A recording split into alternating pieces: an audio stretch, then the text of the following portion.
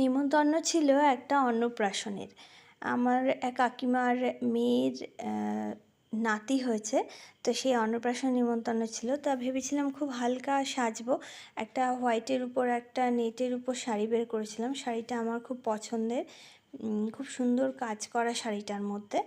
তো এমনি সিম্পলি পরবো এটাই ভেবেছিলাম। তো আমাদের সাধারণত যা হয়, আমরা একটু সাজুগুজু করার পরেই আমাদের শুরু হয় রিলস বানানো। তো এটা আমাদের একটা নেশা। একটু কিছু সাজলেই মনে হয় যে কয়েকটা রিল বানিয়ে নিই।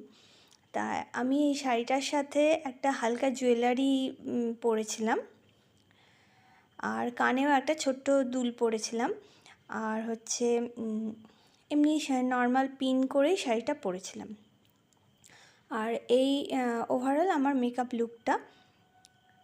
তো এইভাবে একটা করিনি, বেশ কয়েকটা এরকম রিল বানিয়েছি।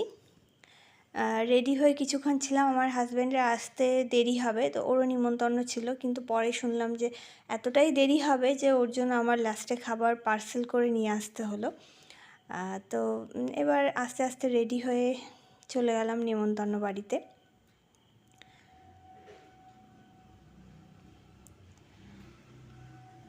নিমন্ত্রণ বাড়িতে গিয়ে প্রথমেই খুব সুন্দর সাজিয়েছে, তো সেখানে অনেকগুলো ছবি তুললাম। আমাদের তো ছবি তোলারই নেশা, বিভিন্ন জায়গায় দাঁড়িয়ে দাঁড়িয়ে। তো গিয়েই দেখলাম যে যেই বাচ্চাটির অন্নপ্রাশন, সে ঘুমিয়ে পড়েছে।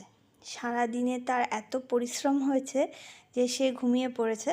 তো যার জন্য আমরা এদিক ওদিক খাওয়া দাওয়া করছি এবং ছবি তুলছি বিভিন্ন জায়গায়, এখানে ওখানে দাঁড়িয়ে অনেক ছবি তুললাম। খাওয়া দাওয়াও খুব ভালো হয়েছে। এর মধ্যে একটি জিনিস হয়েছে যেটা আমি আগে কোনো সময় ট্রাই করিনি, সেটা হচ্ছে এই হুকো টানা। এইটা আমি অনেক জায়গায় দেখেছি যে অনেক ছোট ছোট ছেলেমেয়েরাও করে, কিন্তু আমি করিনি। তাই এখানে আমি করলাম, খুব ভালো লাগলো। আমার ছেলে আবার একদমই ছবি তুলতে ভালোবাসে না, তার জন্য ছেলের সঙ্গে বেশি ছবি তোলা হয়নি। তা ওখানে বিভিন্ন রকমের আইটেম ছিল, খাওয়া দাওয়া হলো বাইরে এবং ভেতরে, দু জায়গাতেই খুব ভালো খাওয়া দাওয়া হয়েছে। এবার সবশেষে আমি একটু সুযোগ পেয়েছিলাম বাচ্চাটির সাথে ছবি তোলার। তার বাচ্চা এবং বাচ্চার মা, তার সাথে একটা ছবি তুলে আমরা চলে আসলাম।